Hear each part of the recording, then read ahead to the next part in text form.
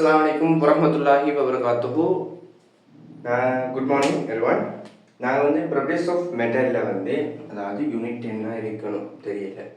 Okay, properties of metal அதில் elasticity அதாவது மீள்தன்மைன்ற ஒரு பாடத்தை தான் படிக்க போகிறோம். இந்த ப்ராப்பர்ட்டீஸ் ஆஃப் மெட்டலுக்கு யாரெல்லாம் படிக்கலாம்னா, இப்போ எக்ஸாம் எழுதுகிற பேஜ், எழுத போகிற இருக்கிற பேஜ், இன்னொன்று மெக்கானிக்ஸ் முடிச்சுட்டு இருக்கிற பேஜ், இரண்டு பேச்சும் ஒரு படிக்கக்கூடிய ஒரு இலவசமான பாடம் தான் ப்ராப்பர்ட்டீஸ் ஆஃப் மெட்டல். ஏன் மெக்கானிக்ஸ் முடிச்சுக்கணும்னா, விசைகள் சம்மந்தப்பட்ட பாடங்கள் ஓட கொஞ்சம் டச்சான பாடம் என்பதால் கொஞ்சம் விசைகள் படிச்சிருந்தால் கொஞ்சம் லேசாக விளங்கி கொள்ளலாம். இதுக்கு ஒரு 120 பேஜ் சிஆர் புக் கொண்டு இருந்தால் ஓகே ரைட். எலாஸ்டிசிட்டி ஓகே, நான் இதில் திண்மங்களுடைய மீள்தன்மை தான் படிக்க போகிறோம். அதாவது என்னென்னா, திண்மப்பொருள் முதல்ல நம்ம வரைவிலக்கலாம். திண்மப்பொருள் ஒன்றின் மீது வடிவம் அல்லது பருமன் மாறி விசை ஒன்று பிரயோகிக்கப்படும். அப்பொருள் அவ்விசைக்கு எதிரான எதிர்ப்பை கொடுத்து அவ்விசை அகற்றப்பட்டதும் ஆரம்ப நிலையை அடையுமாய் அப்பொருள் என்ன மீள்தன்மை உள்ள பொருள். அதாவது ரெண்டா பிரிக்கலாம் பொருள், திண்ம பொருட்கள் மீள்தன்மை உள்ள பொருள், மீள்தன்மை அற்ற பொருள். அதாவது உதாரணமாக சொல்றேன்னா, மீள்தன்மை உள்ள பொருளுக்கு அதாவது என்ன பிளாஸ்டிக், ரப்பர் பட்டி, அதெல்லாம் என்ன மீள்தன்மையுடையது. என்ன ஒரு விசை கொடுக்கப்படும், அதில் நம்ம கொடுக்குற விசைக்கு எதிராக தொழிற்படும், விசை எதிர்க்கும். அதே நேரத்தில் விசை விட்டோன்னா கூட அது ஆரம்ப நிலை அடையுது, விசை கொடுக்க நீச்சி அடையுது. அதாவது சொல்றாங்க என்ன, பருமன் அல்லது வடிவம் மாறுறத மீள்தன்மை உள்ள பொருள். அதுக்கு உதாரணம் என்ன, கம்பி, விச்சுருள், ரப்பர் பட்டி, பிளாஸ்டிக் அதான் ரப்பர் பட்டி, கம்பி உலோக கம்பி, செம்பு கம்பி. ஓகே, மீள்தன்மையற்ற பொருள் என்ன, பொருள் மீது விசை பிரயோகிக்கப்படும் போது அப்பொருளின் எதிர்ப்பை வழங்காமல், பொருள் நாம கொடுக்குற விசைக்கு எதிரான எதிர்ப்பை வழங்காமல் இலகி போயிடும். அதாவது களிமண், ஒரு களிமண்ணா ஒரு வட்டம் ஒரு போல் ஷேப்புக்கு வச்சுட்டு நம்ம நிலத்தில் செவத்தில் தூக்கி அடித்தோம்னா அது என்ன ஒரு மாறி போயிடும். ஆனால் அந்த அடித்த பிறகு அதில் விசை இல்லாமல் ஆனாலும் அது மீளாது நிலைமைக்கு பழைய நிலைமைக்கு மாறுதாண்டா இல்லை, அது என்ன மீள்தன்மை அற்ற பொருள். அப்போ ஒன்று சொல்கிற பாயிண்ட்ஸை எழுதுங்க. எலாஸ்டிசிட்டின்னு போட்டு திண்மங்களின் மீள்தன்மை. திண்ம பொருள் ஒன்றின் மீது வடிவம், திண்மப்பொருள் ஒன்றின் மீது வடிவம் அல்லது பருமன் மாறுமாறு விசை ஒன்றை பிரயோகிக்கப்படும். நோட்ஸ் கொஞ்சம் கையால் எழுதினா கொஞ்சம் நல்லா. அப்பொருள் அவ்விசைக்கு எதிரான எதிர்ப்பை கொடுத்தும் விசை அகற்றப்பட்டதும் ஆரம்ப நிலையை அடையுமாயின் அப்பொருள் மீள்தன்மையுடைய பொருள். மீள்தன்மையுடைய பொருள் எனப்படும். மீள்தன்மையுடைய பொருள்.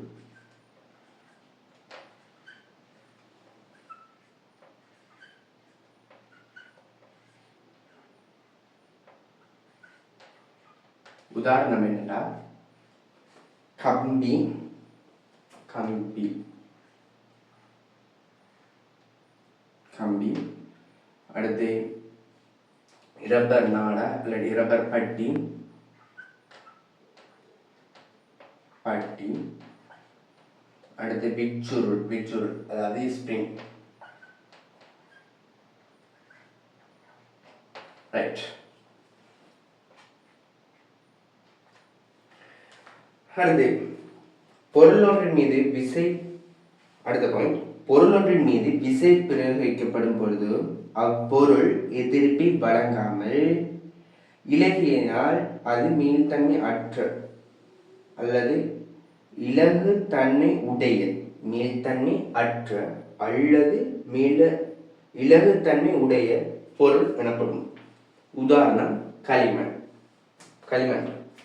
அப்ப விளக்கம் உங்களுக்கு விளங்கி. ஓகே, இதுல மீள்தன்மை உடைய பொருள் என்ன, விசை F7, F ஈக்கு நேர் விகித சமன். இதை இடத்துல பார்த்தோம்னாங்க SHMல பார்த்த ஒரு பகுதி தான் யாரு ஹூக்கிங் விதி F சமன் KE. அதாவது விசை கொடுக்க கொடுக்க அதில் நீட்சி அடையும். அதாவது ரப்பர் அட்டி உண்டு. உதாரணத்துக்கு எடுத்துட்டு வரேன்.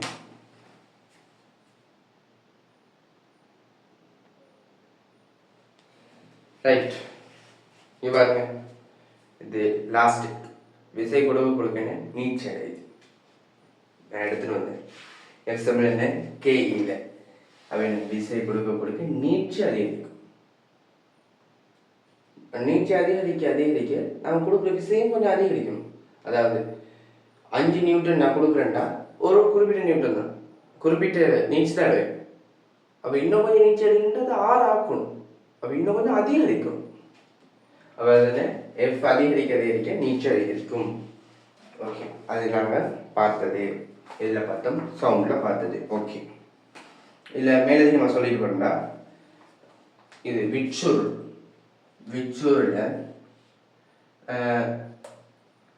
இரண்டாக பிரித்தா, இரண்டாக வெட்டினா அது விச்சுருள். இது வந்து நாம லெம்டா 1 விச்சுருல நாங்கள் ரெண்டாக வெட்டினா, ஆரம்பத்தில் லெம்டா நோட்டை வந்து நாங்கள் ரெண்டாக வெட்டுறோம்.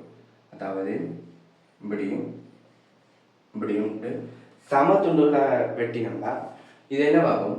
2 லெம்டாவாக மாறும். லெம்டா நோட்டாக இதுவும் 2 லெம்டா நோட்டாக மாறும். அவர் ரெண்டையும் கூட்டினா 4 லெம்டா நோட்டா இல்லை, ரெண்டும் சேர்ந்தா லெம்டா நோட்டா. என்னண்டு விசை சமன் KE தானே. F சமன் KEல ஒரு குறிப்பிட்ட சமனான விசை நாங்கள் வழங்குறோம். அது ரெண்டாக வெட்டினாலும் விசைன்னு தொடராக இருக்கிறதால விசை ஒரு மாறிலியாக இருக்கும். அவ நீட்சி என்ன வருது அந்த இடத்துல? இது ஈன்னு ஒரு நீட்சி வருது. அப்போ ரெண்டாக வெட்டினா E/2. இது ஈன்னு ஒரு நீட்சி வந்துச்சுன்னா ரெண்டாக வெட்டுறதால ஒரு துண்டுல E/2 இன்னொரு துண்டுல E/2. இந்த இடத்துல F ஒரு சமனாக இருக்கும். அப்ப ரெண்டுல பெருக்கும் ஒரு மாறிலி தானே. அவர் லெம்டா நோட் வந்து, அதாவது லெம்டா வில் மாறிலி வந்து ரெண்டாக பெருக்கப்படும். அது தெளிவாக விளக்கணும். ஓகே, அதுல கூட்டினால் என்ன அதே எதுவும் எதிர்மறை நடக்கும். ஓகே, சரி, தொடரும் சரி, ரெண்டாக பிரிக்கிறோம் சரி. அது சமாந்தரம் வைக்கணும் எப்படி? ரைட், இது ரெண்டும் ஒரு சமாந்தரமாக இருக்குது. அப்ப இது எப்படி? இது லெம்டா நோட், இது லெம்டா நோட், இது லெம்டா நோட். அப்ப இதுல ஒரு விளைவுல வாரது, அதாவது ஒரு தனி ஒரு விச்சுருளாக நாங்கள் கருதுறோம்னா இதை எப்படி நாங்கள் எழுதலாம்? 2 லெம்டாண்டு எப்படி சும்மா போட்டுருது. Lambda note 2 lambda.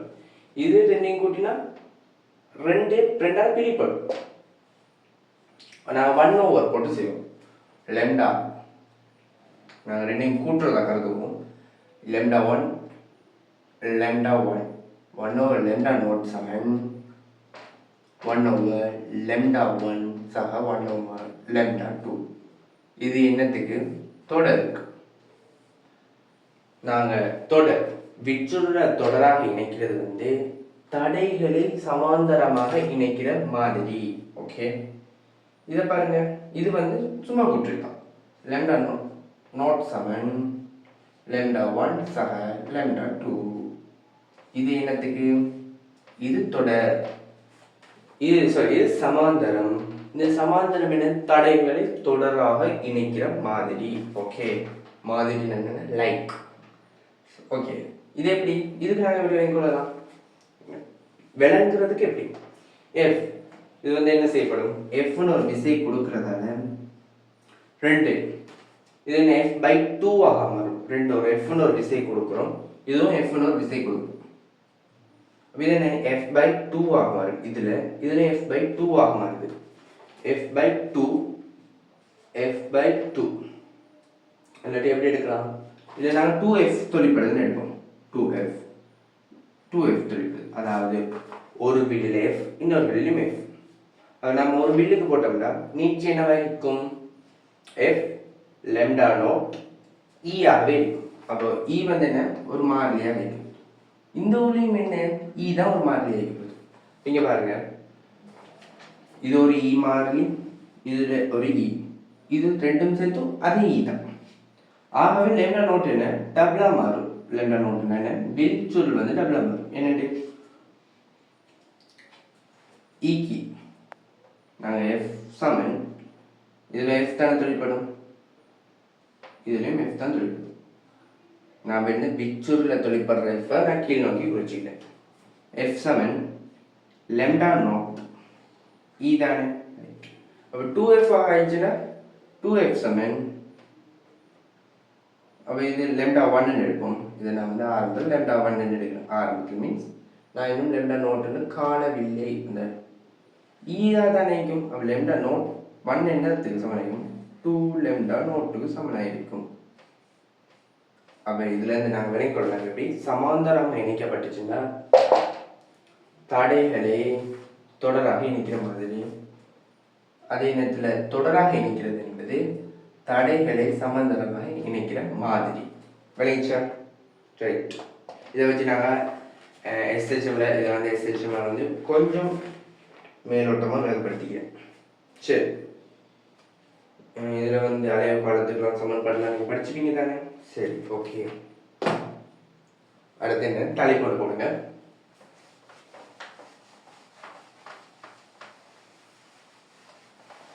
தகைப்பு.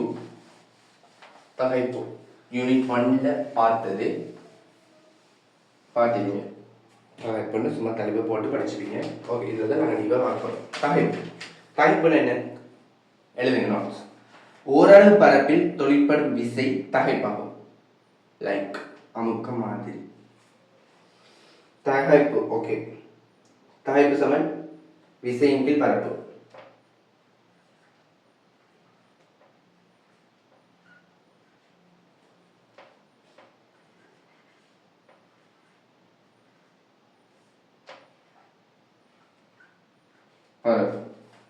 அப்ப இதுல அலைக்கு அதன் நேரத்தில் பரிமாணத்தையும் கண்டு வைக்கும். கண்டு இருக்கு தகைப்போட அலகு என்ன பரிமாணம். தகைப்பு பரிமாணம் என்ன வைக்கும், ml t-2 over L வரைக்கும் ml-1 t-2. ஓகே, விசையின் கீழ் பரப்பு அலகு என்ன வைக்கும், அலகு நியூட்டன் மீட்டர் -2 பாஸ்காலாக இருக்கும். பாஸ்கா ஃபர்ஸ்ட் வந்து பாஸ்கா, எஸ்ஏ அலகு என்ன பாஸ்காலாக இருக்கும். அது நியூட்டன் மீட்டர் -2க்கு சமனாக இருக்கும். இதன் மூலம் ஒரு அலகு எடுத்தோம்னா கிலோகிராம். கிலோகிராம் மீட்டர் -1 செகண்ட் -2ஆக இருக்கும். ஓகே, இப்போ எல்லாத்தையும் கண்டு வைங்க. இது ஒரு எண்ணிக்கணியம். சரி, இன்னொரு பாயிண்ட் போடுங்க. அமுக்கத்தின் அலகு பரிமாணத்தை ஒத்தது. அமுக்கமும் தகைப்பும் ஒரே அலகு பரிமாணம் உடையது. அதே நேரத்தில் அமுக்கம் யங்கின் மட்டும் அமுக்கம் ஒரே அலகு பரிமாணத்தை ஒத்த கணியம். பாயிண்ட், அமுக்கம் யங்கின் மட்டு அலகு பரிமாணம் ஒத்த கணியங்கள். அடுத்து என்ன விகாரம். விகார் தலைப்பு எடிக்டும். அடுத்தது என்ன விகாரம். விகாரம் என்ன எழுதுங்க. விகாரம் போட்டு தகைப்புற்று இருக்கும் ஒரு பொருளின் பருமனின் அல்லது வடிவில் ஏற்படும் பின்ன மாற்றம் விகாரம் எனப்படும். பின்ன மாற்றத்தை அண்டர்லைன் பண்ணிக்கணும். விகாரம் சமன் என்ன, விகாரம் சமன்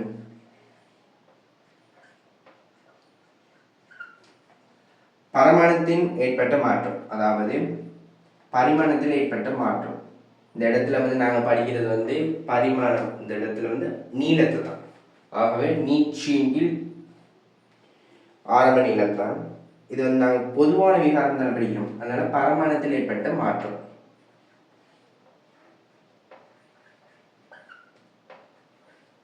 பராமீட்டர் ஏற்பட்ட மாற்றம் கீழ் ஆரம்ப பரமாணு.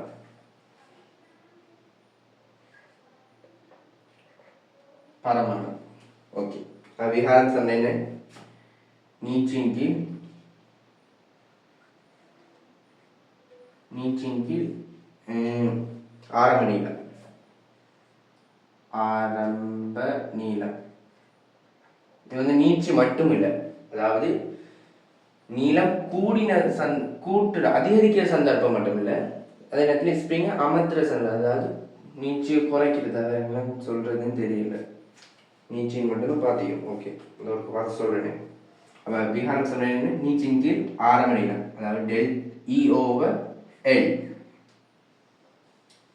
E/L அல்லாட்டி டெல்டா L/L. இது வந்து அளவு பரிமாணமற்ற ஒரு கணியம். ரைட். இழுத்தகைப்பு. அடுத்த பாயிண்ட் போடுங்க. இழுத்தகைப்பு.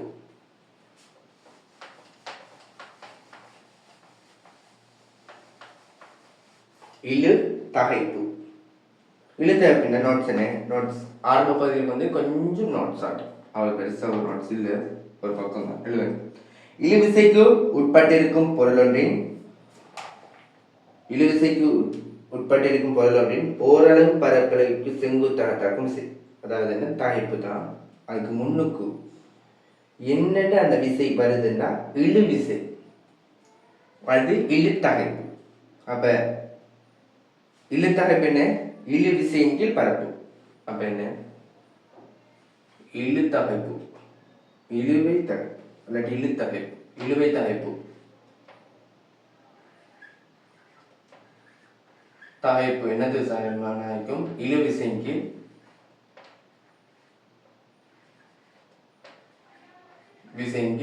செங்குத்து பரப்பு. செங்குத்து பரப்பு தான் பரப்பு. ரைட். அடுத்து என்ன? அதே மாதிரி இழுவை விகாரம். இழுவை விகாரம் என்ன? இழுவிசை கொடுக்கும் போது ஏற்பட்ட நீட்சியின் கீழ் ஆரம்ப நீளம், அதாவது பின்ன மாற்றம். இழுவை விகாரம் தலைப்பு போடுங்க. அது கீழே எழுதுங்க. இழுவை தகைப்புற்று இருக்கும் பொருளொன்றின் ஓரளவு நீளத்தில் ஏற்படும் நீட்சி இழுவை விகாரம் எனப்படும். அல்லது இப்படின்னு சொல்லலாம். எப்படி? இழு தகைப்பட்டு இருக்கும் பொருள் ஒன்றின் பருமனில் ஏற்படும் பின்ன மாற்றம். ரெண்டு பரவிலக்கணம் சொல்றேன், ரெண்டும் பெருசாக வித்தியாசம் இல்லை.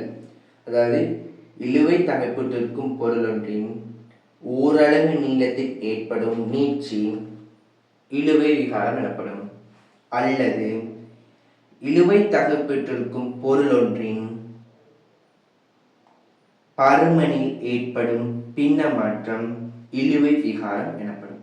அப்ப இழுவை விகாரம் நீட்சியின் கீழ் ஆரம்ப நீளம், அது மாறப்போறது இல்லை. ஓகே, அடுத்து என்ன? யங்கின் மட்டு. யங்கின் மட்டு Y, Young's modulus. யங்கின் மட்டு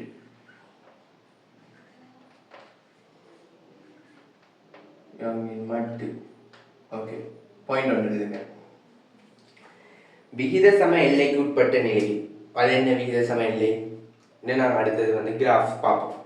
விகித சம எல்லைக்கு உட்பட்ட நிலையில் இழுவை தகைப்பிற்கும் இழுவை விகாரத்திற்கும் இடையிலான விகிதம் யங்கின் மட்டு எனப்படும். என்ன விகிதமா? அப்ப யங்கின் மட்டு சொன்ன என்ன? Y சமன் இழுவை தகைப்பு.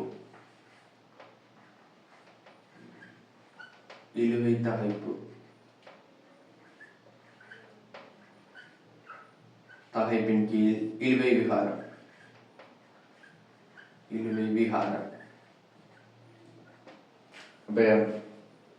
இது என்ன? F/A விசையின் கீழ் குறுக்கோட்டு பரப்பளவு தகைப்பு. விகாரம் E/del L. இதை நாம ஒழுங்குபடுத்தினா F/L.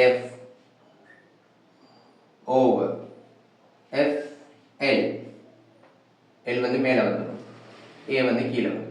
FL/AE. சரியா? மாடுலஸுக்கான சமன்பாடு. இப்போ இதை வச்சு